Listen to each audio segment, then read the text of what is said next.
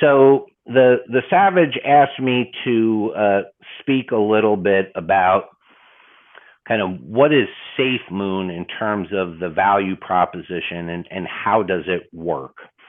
And I had listened in on a couple of these chats that we're having here over the last couple of days, including with some haters and fudders.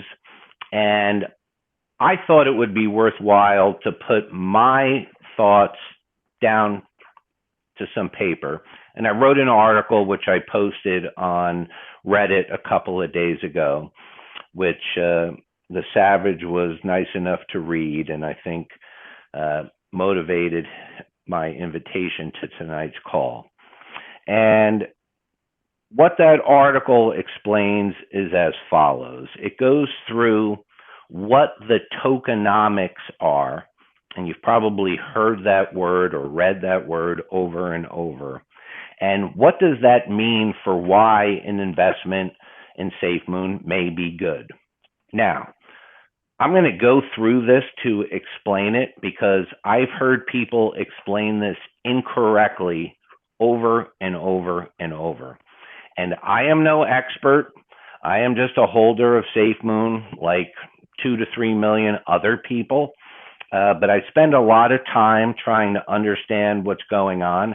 And I think it's important to spread facts so people understand what Safemoon is and certainly what it isn't. And there's a terrible amount of FUD and confusion out there.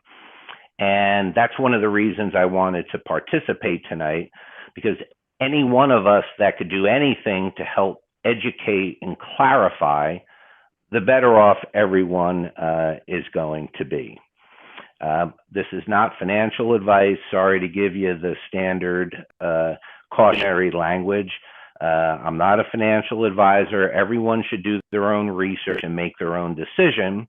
But if you're on this chat here, you're getting educated, and you could believe it, you could not believe it, verify it, but we're trying to be helpful here. So let me go into what the tokenomics are.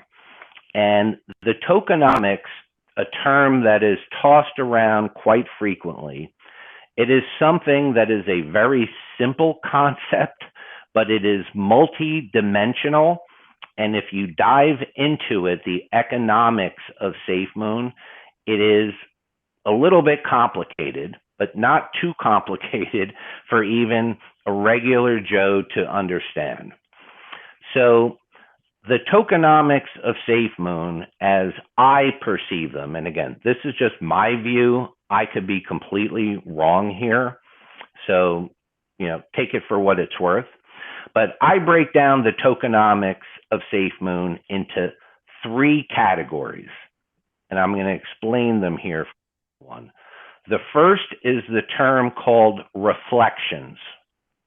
What is a reflection? We're going to talk about that. The second component of tokenomics is supply burn. And the third component is liquidity. I know some of these words sound big or complicated. They're not. If you just listen and take the time to understand, you will see that there are several levers of the Safemoon tokenomics that can add value, and hopefully significant value, over time. So let's talk about reflections. Okay, that's terminology here.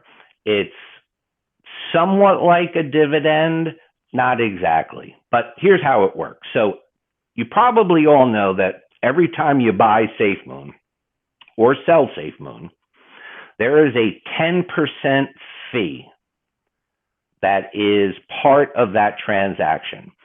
So if you buy 1 million Safemoon, you are only going to get 900,000 Safemoon when that transaction finishes on PancakeSwap or one of the exchanges. Again, if you were going to sell your Safemoon, if you were selling 1 million Safemoon, you would only get 900,000 worth of whatever the price was at the time. So there's a 10% fee on the way in. There's a 10% fee on the way out. And if you happen to transfer your Safemoon to a friend, a family member, that is a transaction that will trigger a 10% fee. And this is important for things we're going to talk about a little bit. So I've heard people ask, well, why in the world would I pay a 10% fee to come in? And why would I pay a 10% fee to come out? It's important to understand why I think this is very helpful. There are a lot of cryptocurrencies that are very volatile and people day trade them. People come in based on FOMO or what they heard their friends talking about. The tokenomics of Safemoon, in my view, are designed to encourage people to hold the token and realize their value over time. This is very, very fundamental, in my view, to what Safemoon tokenomics are. I loved the tokenomics when I learned them, and I was happy and am happy the 40 times I've purchased Safemoon to pay the 10% fee on the way in, and I know I'm going to pay the 10% fee on the way out. Okay? The reason, again, is the reflections, point one. So that 10% fee is split in half. We'll call it 5 and 5. Use our example where you bought 1 million Safemoon, but you only got 900,000 sent to your wallet. The value of that 100,000 Safemoon in our example, which represents the 10% fee, gets split in half, 5 and 5. Let's talk about the first 5%. Okay, the first 5% goes to what is called the reflections. So every single holder of Safemoon at the time that transaction takes place receives their pro rata share of that 5% or 1/2 of the 10% fee. As Safemoon Savage said earlier, if you keep refreshing your wallet, you'll see your number of Safemoon tokens going up and up and up every single minute. That's because every transaction that is triggered, you are getting your pro rata share of reflections. And that is paid to all holders based on the number of Safemoon tokens that you own. It is a pro rata concept. So this is not something that only whales or early investors get. If you bought yesterday, you still get your pro rata share compared to someone who might have purchased 70 days ago. Okay, so reflections increase your value. If the price of Safemoon was to remain the same, you would be making kind of interest on your Safemoon investment because you are getting your pro rata share of the 5% of reflections on every transaction. So that is one value lever. You are getting increased Safemoon tokens in the form of these reflections. Now, what complicates people and their understanding of reflections is my second point, supply burn. What is supply burn? Okay, so Safemoon started out with 1,000 trillion, which I think is called a quadrillion, tokens. And that is a shitload of tokens, okay? But it's no longer that amount, and I'm going to explain why. A supply burn is essentially when, by some mechanism, the outstanding supply of Safemoon tokens gets reduced. Okay. And the way supply burn, which is another lever that increases the value of your investment, or can, is through the burning of supply. But how does that happen with Safemoon? It's been incorrectly described over and over. So here's how it works, and it's a little bit technical, so bear with me. Safemoon has a burn wallet. Okay, you have a wallet for your Safemoon. I have a wallet for my Safemoon. And there is a wallet that is called the burn wallet. Okay, that burn wallet is technically a holder of Safemoon, just like you are, and just like I am. Okay, so when the 5% of the 10% fee gets reflected back to holders, Burn Wallet participates in getting Safemoon tokens just like you and I do. The beauty of this, in my opinion, is that the Burn Wallet is not owned by anyone. It cannot be accessed. The Safemoon tokens that go into the Burn Wallet can never be transferred or sold. They essentially go there to die. It is like a black hole, but it serves as a ledger to enable all of us to see how much of the supply is being burned.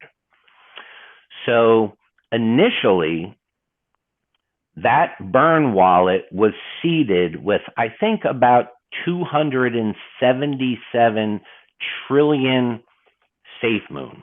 That's about 27.7% of the original 1 quadrillion supply. So that meant at that point in time, whenever there was a transaction, the burn wallet as a holder got a pro rata share of reflections, or at that point in time, 27.7%. But as its balance increases, just like if your or my balance or holdings of Safemoon increased, we would get a larger portion of the reflections, that 5% of the 10% fee.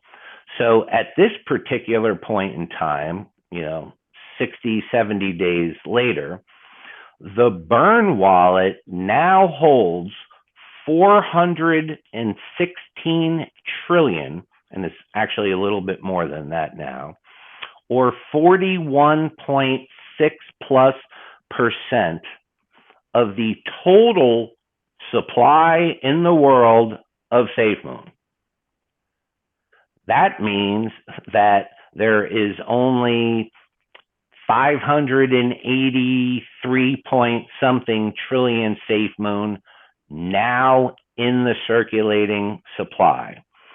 And if you read the article that I wrote, I give you a simple example, but essentially, as the supply of the token decreases or is burned, if everything was equal, our respective value of Safemoon is increased because it has the same value as a collective outstanding group of tokens, but now there are less of them. So each token, again, all things being equal, will be worth more. So that is a somewhat complicated explanation of way reflections increase our wallets, and it also increases the burn wallet, which is the mechanism by which Safemoon is burned on an automated basis. This will go on forever until the developers stop it. And if they do, maybe they don't. We're going to talk about that soon. But I personally want more supply burn. The more volume we have, the more reflections we all get, the more the burn wallet gets, and therefore the more reduction in the outstanding supply and the increase in value to us. Now, again, before I leave this topic, I want to emphasize a couple of things that have been in FUD for weeks, if not 2 months. The burn wallet is not owned by anyone. It can never be accessed. Those tokens are in a black hole and they go there to die. There have been so many articles that incorrectly say that the owners of Safemoon own 40-something, 50% of Safemoon. I believe those people are looking at the burn wallet as a developer ownership wallet. It is not. It is a mechanism to affect the burn or elimination of Safemoon tokens from the supply. And for anyone who is a holder, that is a good thing. We want more supply burned, and we want to get more reflections. And the greater a volume of trading and transactions in Safemoon is good for everyone. So I just covered reflections, which include the notion of supply burn, because the supply burn, again, happens by virtue of the burn wallet as a technical holder getting its share of reflections. Now, the third and last component of tokenomics that I believe is the value driver, or at least critical to ownership of Safemoon, is liquidity. So 10% fee, 5% goes to reflections, and we just talked about that, reflections and the burn. What happens to the other 5%? That other 5% goes to feed the liquidity pool.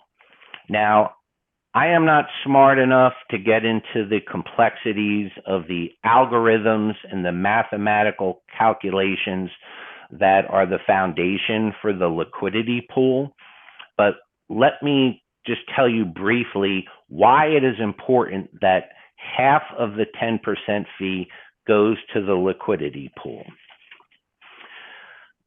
An exchange like PancakeSwap is what is called a decentralized exchange. In order to understand what that is, you need to understand what a centralized exchange is. So a centralized exchange is something like NASDAQ. If you want to sell a stock, you go on to NASDAQ and you set the price that you're willing to sell your stock, just like buyers go onto NASDAQ and make a bid. If you've heard the terms bid and ask, a buyer makes a bid what it's willing to buy a stock for. So a centralized exchange matches buyers and sellers. And unless buyers and sellers are willing to come to an agreement on price, and I'm putting aside how market makers work who step in to somehow bridge that gap. I don't want to make this too complicated. But essentially, a centralized exchange is going to match buyers and sellers. And if buyers and sellers don't agree on a price, you may not have the liquidity to sell or buy that you want. So the liquidity pool establishes a pool of Safemoon that is tied to BNB in the case of PancakeSwap, where if someone wants to sell and there aren't enough buyers out there to take up that volume of a sell, the liquidity pool is the resource where someone knows that, hey, there's enough money in here where if I want to sell, I could get out. And that's important because who wants to invest in anything where there's no liquidity option? look, everyone has emergencies. Everyone may need an opportunity to sell at some point for some reason. Now, Safemoon, their liquidity pools, I believe, have over $200 million in Safemoon slash BNB in them. And why is BNB in them? Well, if you heard the Safemoon Savage explain how you buy on PancakeSwap, you take your BNB tokens and you buy Safemoon. Well, when you sell, most people will exchange their Safemoon and get back BNB tokens, which you then go exchange for another crypto, or you exchange it for fiat, and that's how you get the cash back to your bank account. So that other 5% is directed to acquire BNB automatically and put it in the liquidity pool so that we all know there is a source of liquidity if we want to exit our investment and sell, and there aren't enough buyers to support that sale. And obviously, the larger the liquidity pool becomes, the more comfort investors have that no one large particular sale is going to hurt the price of Safemoon. So we want that liquidity pool to get bigger and bigger and bigger and bigger. And if you've read some of the things out there, theoretically, there can become a point in time where the liquidity pool is actually larger than the aggregate market capitalization of all of the Safemoon that is in circulation. And that is such a mind-blowing, complicated economic scenario. But let me assure you this, if that ever happened, we have reached the utopia of an investment. That means every single person in Safemoon could sell their tokens on one day, and there would still be excess funds in the liquidity pool beyond those sales. So bottom line, liquidity pool, good. We want to fund it. 5% of the 10% goes to add to the liquidity pool, and that is good for everyone. So I know that was a long-winded explanation of tokenomics. I hope it was helpful. If you didn't understand it, hopefully you do now. But those are the three levers that make an investment, again, in my view, in Safemoon, attractive. You get the reflections, the supply is being burned. Both of those things can increase value, all things being equal. And then the liquidity pool, again, makes it easier for people to exit and to buy and not impact the price as much. So we want that liquidity pool being bigger. Now, the next half of my article is kind of like, where do we go from here with all of these things we're talking about? But I'm going to pause. Savage, Wantron, Soup, I don't know if you guys wanted to comment on that, but I'm happy to go into my own thoughts of where are we going from here with all of these things that are planned and we've heard about, and what does that mean for value, if you'd like. But let me stop and let you fellows jump in here. Trump Father, thank you, dude. I mean, honestly, I did read your article. That's why I actually reached out to you. But no, the way that you explain that really beneficial. I know that there are some terms that may have gone over some people's heads, and that's okay. That's okay. But I mean, without further ado, because you're kind of on a roll right now, I do kind of want to know where you see Safemoon going, because I know, as you had alluded to, people want to know what next. And, you know, it's been a week or two, and there's been a little bit of quietness with the development team, and everybody seems to understand that. And we're just waiting for that next piece of ammunition so we can take that and prove everyone wrong, even though I don't believe we need to prove anyone anything. But that's besides the point. But no, I really do want to see, your thoughts and, Wantron Soup's thoughts, because like I said, you two had reached out to me yesterday, and I figured let's give this a go. And then everyone that wants to speak and join in, believe me, more the merrier. I did just have a little itinerary that I wanted to go through. And once that's done, we can kind of open it up, because I'd love to talk with each and every one of you and hear what everybody else has to say. Yeah, I actually did just want to chime in one thing here, and then we can go on to the second half of the article. I think the explanation of the 10% is so key here, because a lot of times I'm scrolling through Twitter and people just see Safemoon 10% fee when you enter, 10% fee when you exit, and they don't understand that there's a reason for that. It's not a money-taking smart contract. That's not what they were trying to do here. So the key explanation of that 10% and why they have that, it's really key. So thank you, Tron Father, for doing that. Sure. Thank you. So I'm going to keep coming back to the three levers: reflections, supply burn, and liquidity, because my view is no matter what happens next, those are still going to be the three key reasons that my ownership of Safemoon is going to go up in value. And again, I'm just one guy.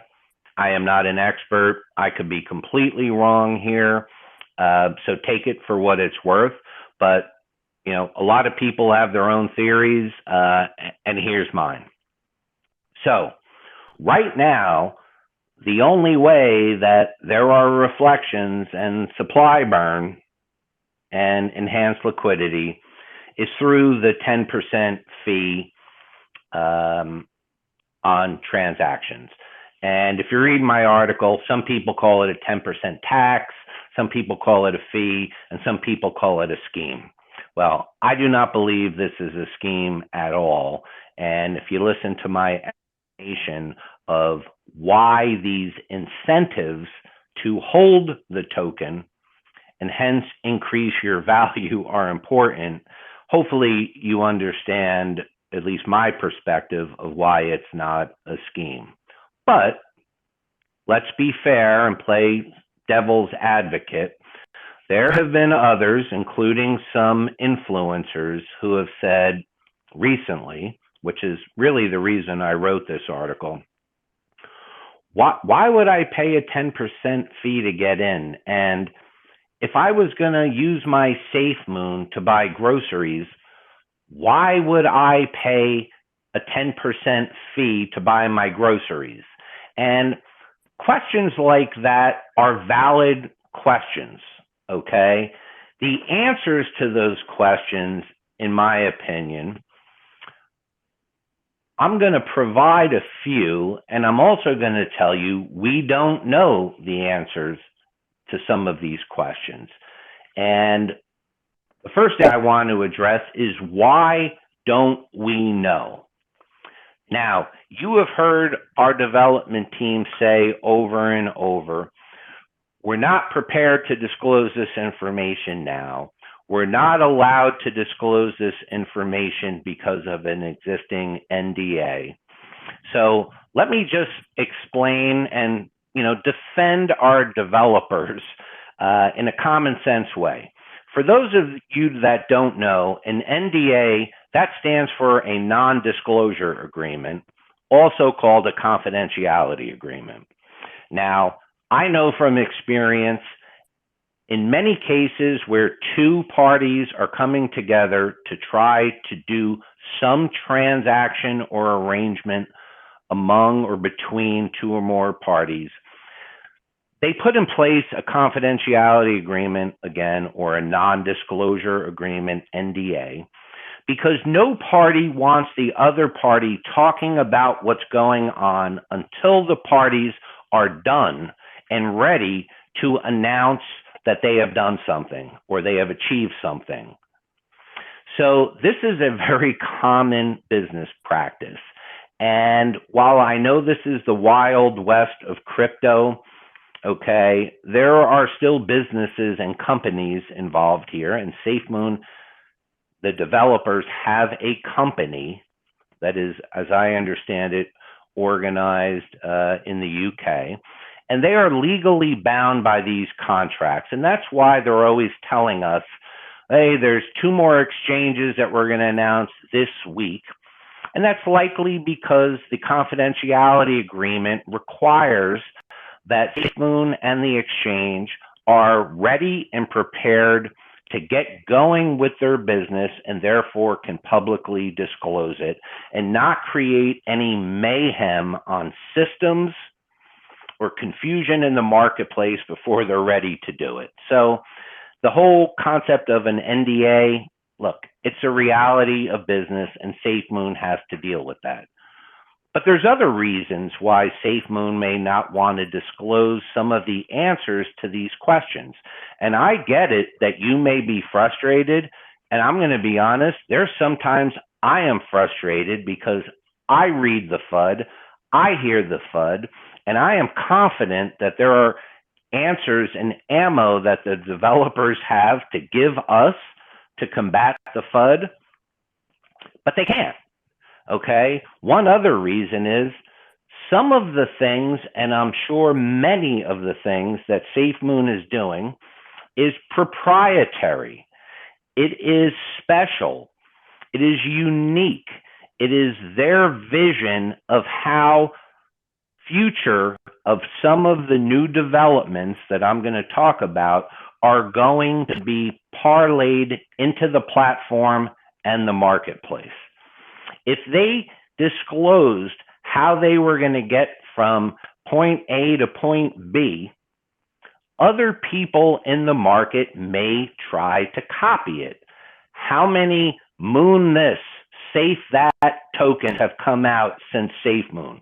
We're the new Safemoon. We're the new this. Well, there's only one Safemoon and they want to keep it that way. So there are sound business reasons not to disclose your proprietary plans until you are ready to execute them. So as frustrated as I get, like anyone else, we have to understand they will let us know when they can and when they're ready. But let's talk about some of these things that we've heard and what does that mean for us as Safemoon holders or prospective holders. So we've heard about the planned Safemoon wallet and the Safemoon crypto exchange. And we've heard that that exchange is not just going to be another crypto exchange, but it is going to have a special cryptonomics part of it where people can hold other cryptocurrencies like a BTC or ETH or whatever. And by holding that crypto on the Safemoon exchange, those holders will be rewarded with reflections of some sort. Now, I'm going to say of some sort for now, and I'm going to come back to that. But there's going to be a Safemoon exchange, and somehow it's supposed to add value to our holdings. How that happens, we'll get to that. They've talked about the Safemoon debit card, where you can take that debit card and make purchases of goods and services throughout the world using Safemoon. They've talked about an NFT exchange or platform, including an NFT component of the wallet where you can store your NFTs, or a platform where you can offer for sale NFTs that you created or you own. How is that going to create value for Safemoon holders? They've talked about the integration of Safemoon into Safemoon's very own game on its own Minecraft server. And trust me, I am far too old to understand how these video games work. I'm a Pong guy, to tell you how old I am. But I have kids, and I know that these e-gaming sites are incredibly popular, and they plan to use Safemoon as a currency for in-app or in-game transactions. How does that add value to us? We heard them announce Project Phoenix, or at least the first part of Project Phoenix. The country in Africa, the Gambia, who they're trying to introduce Safemoon as a currency for its citizens and its government, ways to receive and send money, use Safemoon as currency for transactions within the country, including transactions related to the. But they didn't tell us much beyond that. How does that work, and how does that increase value for Safemoon holders? And there are other use cases. So I just went through, I don't know, 1, 2, 3, 4, 5, 6 different potential uses for Safemoon. Now, let's just stop there and think about this. People have said, are you kidding me? As I said earlier, I'm going to take my debit card and go to the liquor store and buy $100 of liquor, but I got to be paying a 10% fee to take my Safemoon out. And then I stop and think about it. Is the owner of that store going to accept Safemoon because when they get the Safemoon payment and they want to get the cash for their business, they have to incur a 10% fee to exchange the Safemoon for fiat? My own view is, of course not. That just doesn't make economic sense. The same way someone who creates an NFT and puts it on the platform, or someone who's going to buy an NFT, those buyers and sellers are not each going to pay a 10% fee. So I think it's safe to assume that all of the criticisms you have heard about, hey, this 10% fee is just not going to work, that's absolutely right. And that's not a criticism. That transitions into what I believe is the beauty of all of this. Again, remember, reflections, supply burn, and liquidity. Now, I'm going to pause here. One of the big criticisms coming out of the CerTIC audit, and a lot of FUD that you heard, was the one issue that CerTIC identified, that a portion of the Safemoon smart contract is not really decentralized. That means the developers have retained control and can manipulate part of the contract. And the developers have told us this as long as I've been involved with Safemoon. They said, yes, we as the development team have retained control over the functions in the smart contract to change the 10% fee, to stop it, and to determine where those fees apply or don't apply. Now, people have created FUD over this. The development team has always told us this important part of their plans for Safemoon. And if you stop and you think about the 6 or 7 planned things that I just went through and told you that I do not believe the 10% fee works or makes sense in that case, to me, now it's making perfect sense. What do I mean by that? Well, if I use a credit card in a store, no, I'm not paying a 10% fee. No, the merchant that's accepting my credit card is not paying a 10% fee. But you know what? When I use my Amex card at a store, Amex is charging that vendor up to 4% of the transaction fee for the convenience of making that sale with a customer using an Amex card. Visa, I think the fees are 1.5% to 2.5%. Start thinking about the way Safemoon can generate transactions that generate fees, maybe not 10% fees, but smaller fees, perhaps on a larger volume of transactions. This, in my view, is what they're thinking about. Again, could be wrong. They could come out with new information, new ideas that totally blow this out of the water. But if you go through every one of the 6 or 7 planned things that I described, every single one of them can have a fee associated with them. No, not 10%, but an NFT seller can certainly pay a commission to a platform that sells its NFT. An in-game use of Safemoon on a Minecraft server can pay fees that are analogous to any other in-game app purchases that any person who plays these games is willing to spend money, but this way in the form of Safemoon. I already talked about the debit card. The merchants will pay a fee just like they pay to Amex and they pay to Visa and they pay to other credit card providers. So what does all this mean? This just means, if I can boil it down, and again, I know I'm being long-winded, but I think this is so important to debunk the FUD and people to understand.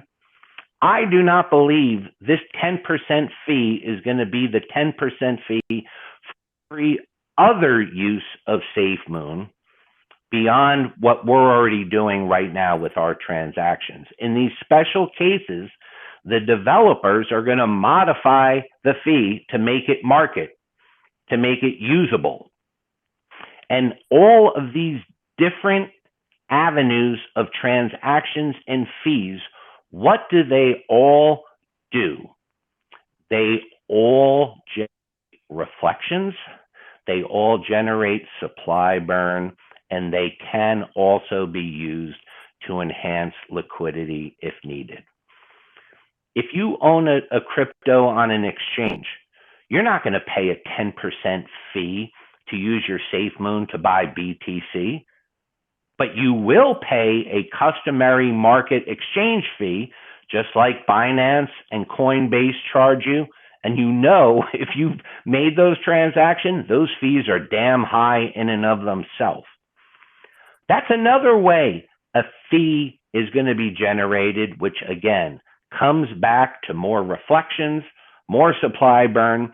When you add all of these use cases up, Safemoon is not trying to be a use case like Bitcoin. We're not trying to be the one currency that everyone uses to buy goods and services. We may try to be that currency in certain cases, maybe the Gambia, maybe otherwise. We're not a 401k like others have claimed. We are actually a little bit of all of that. You combined all of the things that people think we're trying to be, and we are and we're not. You know what? My view, everyone is a little bit right. And when it all boils down to what I've told my family, Safemoon is an investment opportunity with a value proposition that is based on 3 things: reflections, supply burn. You're going to get more Safemoon on your reflections every minute that you hold it. The supply is going to go down every minute you hold it. And the more ways that they can implement transactions, exchanges, wallets, NFTs, debit cards, Project Phoenix, I don't care what it is. We are getting more reflections, more supply is being burned, and SafeMoon, instead of 5 zeros, hopefully has a lot fewer than 5 zeros over time. So I've said an awful lot. I appreciate everyone's patience in listening to that. It's a ton to digest. Again, I could be completely wrong, but they can't tell us right now. So when I hear the FUD, I spend time thinking, what is going on here? And that is my view of why I think we as holders have a tremendous opportunity here. And I got to tell you, I trust this development team. I am sure they have other things up their sleeves that we don't even know about. So I'm comfortable. I'm excited and happy to answer questions. You want to DM me, maybe the Savage and Wantron Soup will open up the floor to questions. But thank you for listening to me. I hope this was helpful. And again, it's all about educating people. Let's understand what we have, what we know now, and what we learn later, we'll deal with it when we learn later. So, Savage, thank you for inviting me on. I very much appreciate it and working with you guys. And I'll give it a big pause here.